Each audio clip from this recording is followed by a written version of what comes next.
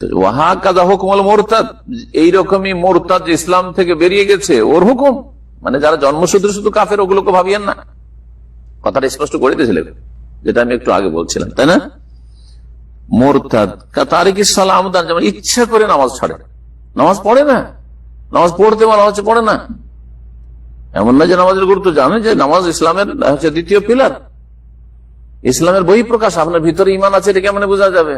আপনি নামাজ পড়লে না পার্থক্য হবে হিন্দুর সাথে, ইহুদির সাথে, খ্রিস্টানের সাথে। আপনি নামাজ পড়ছেন না, আপনার পাশে হিন্দু আপনার রুমে বাস করে নামাজ পড়েন, তো পার্থক্য কি? কিছু বুঝার নেই। মুখে বললে আমি মুসলিম, অসম্ভব। এই মুসলিম আল্লাহ স্বীকৃতি দেয়নি। অন্তরে আপনার কালেমার প্রতি, লা ইলাহা ইল্লাল্লাহর প্রতি বিশ্বাস আছে, এর বাস্তব আমলি প্রমাণ হচ্ছে 5 ওয়াক্ত সালাত। 17 রাকাত অন্তত পড়ে দিতে হবে। জি, আল্লাহ ভাগ করে দিয়েছেন 17 রাকাত, এক টাইমে পড়লে হবে না, 5 টাইমে পড়তে হবে ভাগ করে। সহি মতে এই জন্য বেনামাজিরও জানাজা পড়া যাবে না। ভালো করে শুনে রাখেন, সঠিক মত হচ্ছে যে বেনামাজির জানাজা পড়া যাবে না। জি, আমি হিকমত করি, বেনামাজির জানাজা আমি পড়ি না। হ্যাঁ, রাসূলুল্লাহ বেনামাজি ছিলই না। মুসলিম বেনামাজি এই কল্পনাও সাহাবীদের ছিল না, এটাও শুনে দেখেন। রাসূলুল্লাহ জামানায় এটা কল্পনা, একজন মুসলিম হবে আর বেনামাজি হবে, এই কল্পনা ছিল না। যে মুসলিম মোনাফেক হইতে পারে, মদিনায় মোনাফেক ছিল, তারাও নামাজ পড়তো, অলসতার সাথে নামাজ পড়তো। কোরআনে বলা হয়েছে ওয়াইদা কামু ইলা সালাতে কামু কুসালা, নামাজে দাঁড়াই তো আসতো, কিন্তু অলসে, কোন খুশু নেই, আগ্রহ নেই, বিশ্বাস নেই, ধোঁকা দেওয়ার জন্য মুসলিম সমাজে বাস করতে হবে সেই জন্য। আর আজকাল জাতিতে মুসলমান, আমি মুসলিম না তো কি, হিন্দুর বাচ্চা, আরে এত বড় দাবি, আরে নামাজ নেই। নামাজ তরক করে কাফের না ফাসেক? ধারাবাহিকভাবে কত ওয়াক্ত নামাজ তরক করলে মানুষ কাফের হয়? মান তারাকা সালাতা মুতাআম্মিদান ফাকাদ কাফারা, স্বেচ্ছায় সজ্ঞানে এক ওয়াক্ত যদি বাদ দেন, ওই সময় আপনি কাফের, আপনাকে তওবা করতে। হানাফি মাযহাবে কাফারা, সে কুফরি করেছে, অন্যদের মত হলো কাফের হয়ে গেছে, কুফরি হয়ে গেছে কিংবা কাফের হয়ে গেছে, দুইটার মধ্যে একটা পার্থক্য আছে। কিন্তু তওবা সবারই করতে হবে। হানাফি মাযহাবে অ্যারেস্ট করতে হবে, তাকে তওবা করাতে হবে, এবং যদি সে তওবা করতে রাজি না হয়, সকল মাযহাবে তার কি দণ্ডকে মৃত্যুদণ্ড দিতে হবে, সে মুরতাদ হয়ে গেছে। এমনকি আব্দুল কাদের জিলানী রাহিমাহুল্লাহর ফতোয়া, লা ইউসাল্লা আলাইহি ওয়া লা ইউকাফফান ওয়া লা ইউদফানু ফি মাকাবিরিল মুসলিমিন, তার কোনো জানাজা হবে না, তার কাফন হবে না, মুসলমানের গোরস্থানে তার দাফন হবে না। এটা আব্দুল কাদের জিলানীর ফতোয়া, সোজা। খালি কাদেরিয়া করে আর সারিন্দা বাজার শিরক করে, সালাতের তো খবরই নেই। সময় তো হয়, এটা সৌদি আরবের ফতোয়া বোর্ডের ফতোয়া। সালাত নাই, কাফন নাই, মুসলমানের গোরস্থান নাই, কি করতে হবে? ওনারা বলছেন জীব জন্তু মরে গেলে দুর্গন্ধ রোধ করার জন্য যেরকম গর্ত খুঁজে তাকে মাটি চাপা দেওয়া হয়, ওইভাবে মাটি চাপা দিয়ে দেবে। তাদের ফতোয়া বলছি, আমি ফতোয়া দিচ্ছি। আবার বলে তুমি এত বড় ফতোয়া দিলে, আমি মুফতিও নই, ফতোয়া দেওয়ার যোগ্যতা আমার নাই। কাজেই আমি যা করছি, আলোচনা করছি, আমি ফতোয়া দিচ্ছি না, আমি মুফতি নই। ধারাবাহিকতা লাগে না, স্বেচ্ছায় সজ্ঞানে। ঘুমের মধ্যে গেলে মাপ, পাগল হয়ে গেলে মাপ, শিশুর জন্য মাপ। ঘুমের থেকে উঠলেই আপনি সালাদটা পড়ে নেবেন। আল্লাহ নবীর হয়েছিল ঘুমের কারণে সালাদ কাজা হয়েছিল, ফজরের বিস্তারিত, আসরের সালাদ কাজা হয়েছিল খয়বরের যুদ্ধে। তো এগুলো আছে, সাথে সাথে পড়ে নিতে হবে, না পড়লে কেমন? একটি হচ্ছে সবর, একটি হচ্ছে সালাত।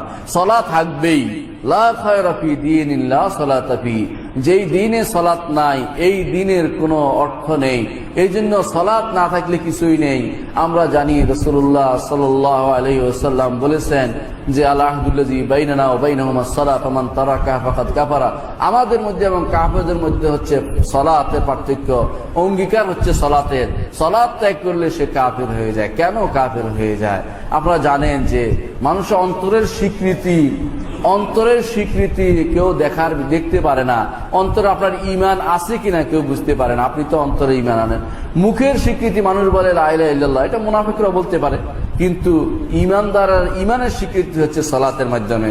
কোরআনে কারিমে আল্লাহ তাআলা এই জন্য সালাতের আরেক নাম দিয়েছে ঈমান। আল্লাহ তাআলা বলেছেন, ওমা কানাল্লাহু লিইউযিআ ঈমানাকুম ইন্নাল্লাহা বিন-নাসি লারাউফুর রাহিম। আল্লাহ তোমাদের ঈমান নষ্ট করবেন না, অর্থাৎ সালাত নষ্ট করবেন না। এই তাফসীর সবাই করেছে। ঈমান শব্দটির অর্থ হচ্ছে ঈমানদার যদি সালাত আদায় না করে, ঈমান দাবি থেকে যাবে, সে মুসল্লি নয়, ঈমানদার নয়। সালাত আদায়কারী হতে হবে। এই সালাতের মাধ্যমে আমাদেরকে আল্লাহ সাহায্য চাইতে বলা হয়েছে। রাসূলুল্লাহ সাল্লাল্লাহু আলাইহি ওয়াসাল্লাম কানা ইযা হাযাবাহু আমরুন কামা ইলা সালাহ, যখনই কোনো বিপদ হয়ে যেত রাসূল সালাতে দাঁড়িয়ে যেতেন। আপনার আমার সবার উচিত হবে আল্লাহর সাথে সম্পর্ক তৈরি করার জন্য এই সালাতের মাধ্যমে আল্লাহর সাহায্য চাওয়া। এই সালাত আপনার অর্থ বুঝলে এই সালাত আপনি কখনো পরিত্যাগ করবেন না। পরিপ্রেক্ষিতেই মনে হয় প্রশ্ন এসেছে একটা, বেনামাজির জানাজা পড়া যাবে কি? না, বেনামাজির জানাজা পড়া যাবে না। নামাজি ব্যক্তি পড়তে পারবে না। বেনামাজির জানাজা বেনামাজি পড়াইতে পারে। আচ্ছা বলেন, আমাকে বুঝান, যে ব্যক্তি জীবিত থাকতেই নামাজের দরকার নাই, মরার পর কি দরকার ওর নামাজের? আপনার যুক্তি দিয়ে বলেন। যে জীবিত থাকা অবস্থায় নামাজের প্রয়োজন বোধ করে নাই, দরকার পড়ে না, মরার পর কি দরকার? আপনার কেন দরকার পড়লো ওর নামাজ পড়া? ওর জন্য নামাজ পড়া আপনার কি দরকার?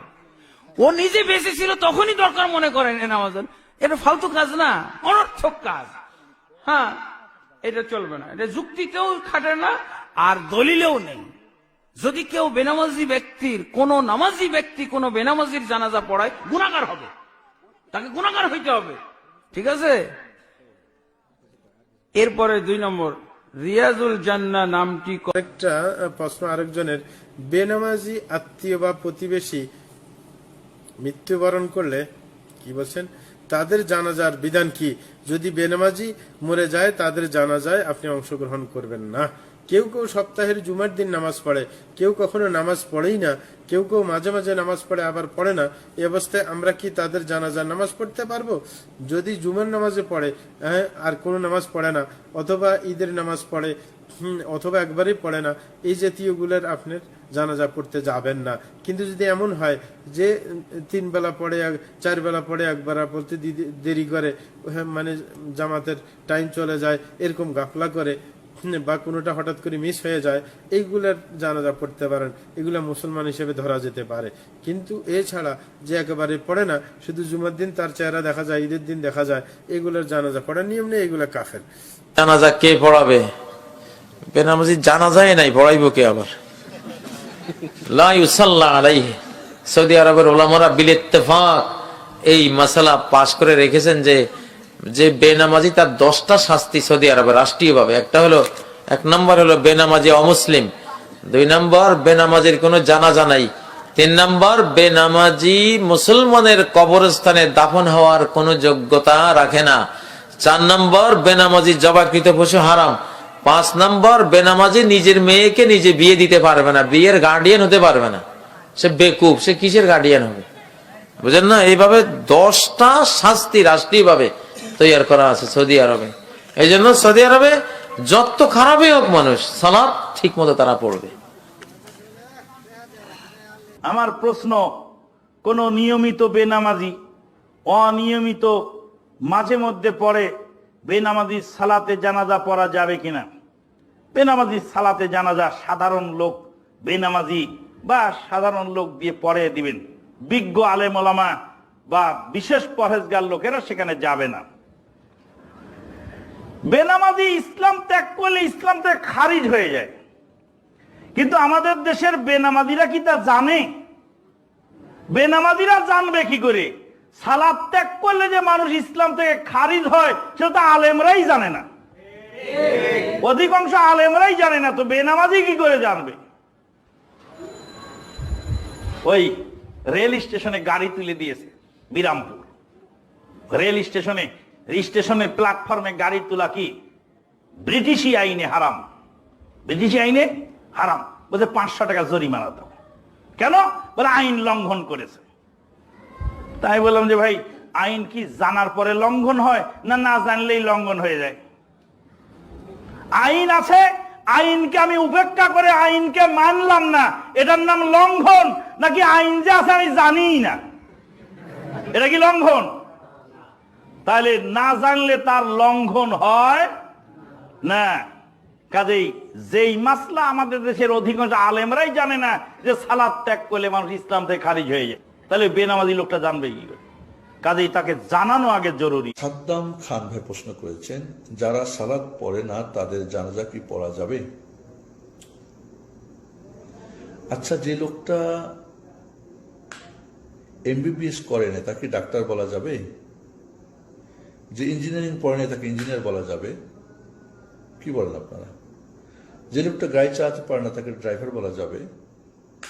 যে লোকটা নামাজ পড়ে না, মৃত্যুর পরে তার কেন সালাদটা? জীবিত অবস্থায় ছিল সে ডাকাত, আর মৃত্যুর পরে তাকে করুন ডাক্তারের পোশাক পরাই দেবেন, ইউনিফর্ম পরাই দেবেন, ডাক্তার হয়ে যাবে? হবে না, ঠিক না? তার যে লোকটা নামাজ পড়ে নাই টোটালি, এই লোকটা জানাজার নামাজ কেন? কেন কাফারা দিয়ে হুজুরদের পেট পকেটের ধান্দা? সাধারণ মানুষকে বুঝানো যে হয়ে গেল তার ক্ষমা?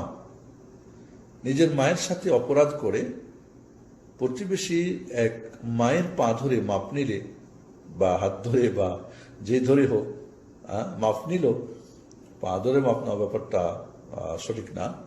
তার কাছে ক্ষমা চেয়ে নিল, মাফ হয়ে যাবে? কি বলেন আপনারা? যুক্তি তো বলে না, ঠিক না? এখানে হয় কেন? কাজেই বেনামাজি বেঈমান, টোটাল নামাজ না পড়ে। আর বেঈমানের জানাজা নেই। জানাজা তো দোয়া, তার জন্য দোয়া করবে। আল্লাহ, একটা লোকে আল্লাহ নামাজ পড়ে নাই, আল্লাহ তার উপর খুশি না নারাজ? রাজি না নারাজ? নারাজ। তা আপনি তার জন্য আল্লাহর কাছে ইয়া করবেন। জানাজার নামাজ কিন্তু সুপারিশ, জানাজার সালাত সুপারিশ। বলবেন আল্লাহুম্মা গফির লাহু ওয়ারহামহু ওয়াআফিহি ওয়াআফু আনহু ওয়াকরিম নুজুলাহু ওয়াসসি মুদখালাহু। দোয়া করবেন, আল্লাহ তাকে ক্ষমা করো, মাফ করো, জান্নাত দাও, জাহান্নাম থেকে মুক্ত করো। সে সারা জীবন জাহান্নামের কাজ করেছে, জান্নাত থেকে দূরে থেকেছে, এখন আপনার জন্য সুপারিশ করবেন। কেউ যদি আপনার কাছে, সাদ্দাম খান ভাই, আপনার শত্রুর জন্য করবেন, কাজে এটা হতেই পারে না যে বেনামাজির জানাজা নেওয়া যাবে। বেনামাজি অবস্থায় মরে গেলে তার শরীয়ত অনুযায়ী তার যে গোসল সেটা হবে না, কাফন হবে না, মুসলমানদের অবস্থাতে কবর দেওয়া যাবে না। এবং সে বেনামাজি অবস্থায় মারা গেলে তার ছেলে মেয়েরা তার নামাজি হলে, বউ বাচ্চা বা আত্মীয় স্বজন নামাজি হলে তার ওয়ারিশও পাবে না। বিষয়টা অত্যন্ত জটিল, সঠিক মতে এটাই আমাদের খেয়াল রাখতে হবে।